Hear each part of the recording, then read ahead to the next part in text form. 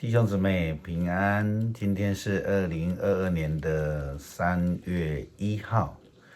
今天的经文是诗篇35篇11到28节，以西结书第1章第1节到第2章第1节，使徒行传第10章23b到33节。今天要跟大家分享的主题是站起来。过去在封建的时代、帝王的时代，人民好像是低人一等啊，在官员的面前就是这样子，所以一旦见到位阶比较高的，都需要跪拜。那我们在古装剧当中听到这个比较位阶高的官员讲到平生啊，这些人就好像很兴高采烈，好像得到平等的对待，多大的恩典一样。这个就是当时候背景下人民好像非常高兴的哈。就宗教行为而言，跪其实是一种拜的行为。台湾民间宗教对于偶像时常以所谓的3跪9叩作为他们表现他们敬虔的一种象征跟代表。一旦到了农历的3月妈祖生日他们举行的绕境，这个时候就会在电视的报道当中看到有一大群人，他们跪趴在地上，等着载着偶像的神教经过从他们身上这样子跨过。基督教信仰强调敬拜上帝，并不以强调跪拜为要求或是标准。基督的信仰是以心灵与诚实作为要求，作为标准，这是与民间宗教有很大的差异性的。基督徒很明白的就是不可以随便跪拜，因为在我们的信仰里面，我们只有一位上帝，我们没有其他的偶像、神明或是人可以受敬拜的。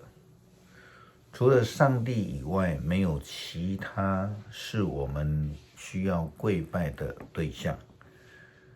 基督徒的心中只有上帝的宝座，没有其他可以代替的。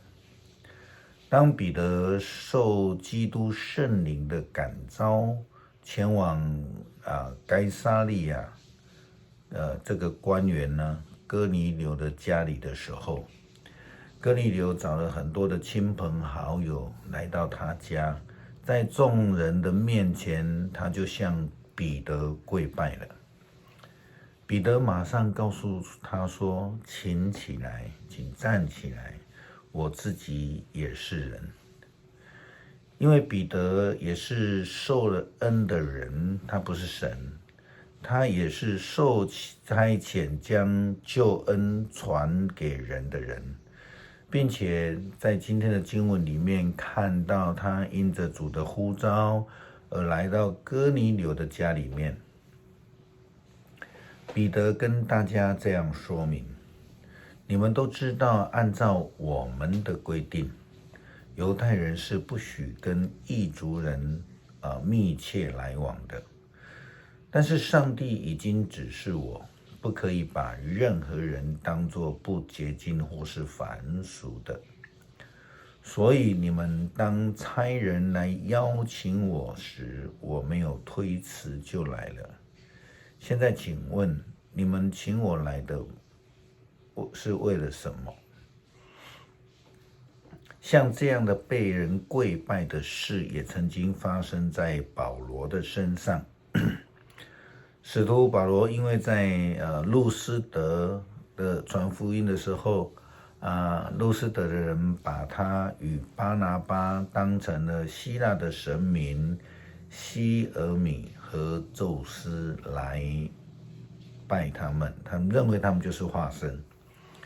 保罗与巴拿巴的做法记载在经文里面这样说：巴拿巴和保罗两个使徒听见了，就拆破衣服，闯入这个群众里面，大声喊着说：你们在做这样的事情，为什么？我们也都是人，就跟你们一样。我们来这里传福音，是要让你们离开虚假的偶像，来归向那一位活活的上帝。他是天地海和其中万物的创造主。早前的世代，他容许万民自己走自己的路，不过他一直有透过所做的好事来显明他自己，就是从天赐下降雨，让你们能够照时收成，食物充足，心里欢喜满足。使徒行传14章14到17节，那白话一点来说，就是保罗呢，透过这样子来告诉这些人，对我们很有礼貌是很好的，但是呢，我们不是上帝，不是那位创造的主，我们只不过是受他的差遣，不能代替上帝。相信这是许多名人、许多受人簇拥的人时常会忽略的事情，值得我们自我警惕在这一方面。旧约以西结书记载了以西结先知受上帝启示，他受上帝呼召之前，他看见了上帝的宝座，并且以西结他受呼召的这样的情形，在面对被掳处在黑暗中的以色列人民当中，有假先知出现了。在这样的情况之下，以西结受呼召成为先知，以西结要抵抗那些假先知，他们向人民百姓发出假预言。他们认为上帝不会离弃他所拣选的圣城，并有平安和祝福成为为他们存留。虽然这是对的，但是不是上帝的心意。另外有一个原因是，这些被掳的大部分的人仍然不离弃他们所敬拜的偶像，他们不从他们的恶行当中来转离，他们心中还充满了虚假的幻想，以为一心盼望尽速返回耶路撒冷的日子即将到来。他们认为以西结所宣告的祸患是不会临到的，还不是时候。以西结要百姓了解到，因为他们的罪恶的缘故，带来被掳之刑罚必然会临到。然而耶路撒冷也要遭受到上帝的审判，并彻底的被毁灭。这是上帝要以西结站立起来，要代表上帝说该说的话，做该做的事。即便这样说这样做会不会受到人的了解与接纳，但是他就是先知，就代表了上帝说了上帝所交代他说的话，并且执行应该要做的事情。我们反观那些假先知们，他们却高抬了自己，说人喜欢听的话，说了虚妄违背上帝旨意的话语。诗篇35篇11到28节，凶恶的人妄作见证，指责我没有犯过的罪，他们以怨报德，使我孤苦无告。但是他们害病的时候，我穿上麻衣为他们悲伤，我禁食低着头为他们祷告，我待他们像待朋友兄弟，我屈身哀悼，像哀悼自己的母亲。然而我遭难的时候，他们幸灾乐祸的聚在一起讥笑我。陌生人击打我，不断地攻击我，正像残忍的人戏弄脖子。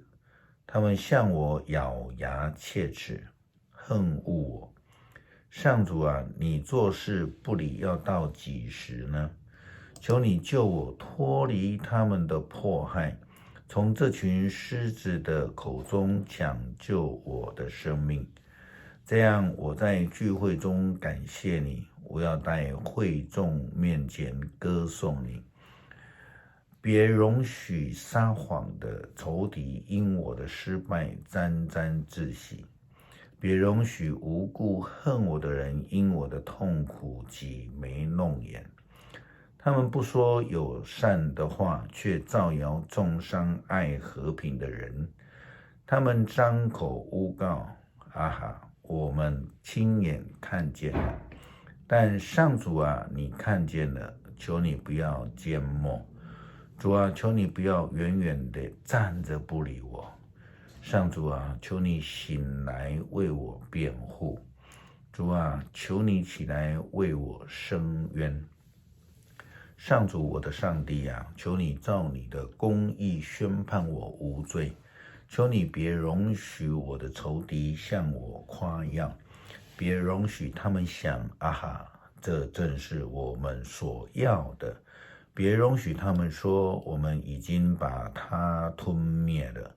愿那些幸灾乐祸的人都失败狼狈，愿那些自以为比我强的人都失望蒙羞，愿那些因见我被宣判无罪而快慰的人都欢乐歌唱，愿他们不断地说，那位喜见仆人成功的上主该受尊崇。这样我就宣布你的公义，我要整天歌颂你。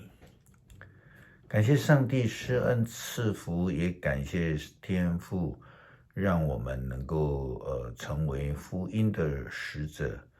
恳求主帮助我们，如同保罗，如同彼得以及以西结等先知们一样的谨守界限，成为主你眼中的忠心的仆人。这样祷告是奉主耶稣基督的名求，阿们。